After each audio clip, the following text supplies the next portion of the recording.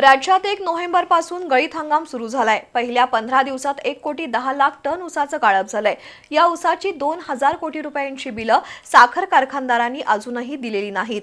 ही बिलं थकवणाऱ्या साखर कारखानदारांवर कारवाई व्हावी अशी मागणी स्वाभिमानी शेतकरी संघटनेनं केली आहे। या मागणीचं निवेदन आज साखर आयुक्तांना देण्यात आलंय।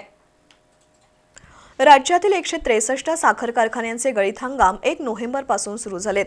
त्यातील 34 साखर कारखान्यांनी 100% FRP दिली आहे।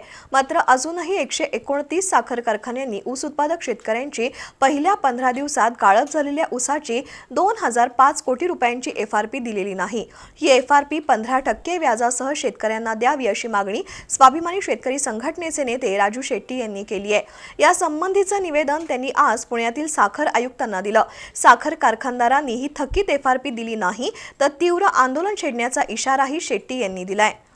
पहिल्या महिन्यातच जर का 2,000 कोटी रुपयाची थकबाकी राहणार असेल तर राज्य सरकार काय करायला लागलं आहे, साखर आयुक्त काय करायला लागलं आहे आणि या साखर कारखान्यांच्यावर ज्या 129 साखर कारखान्यांनी मुंबई उच्च न्यायालयानं एप्रिल 2025 रोजी एक रकमी FRP द्यावा असा आदेश दिलेला असताना सुद्धा न्यायालयाच्या आदेशाचा अवमान करून FRP थकीत ठेवलेले आहे।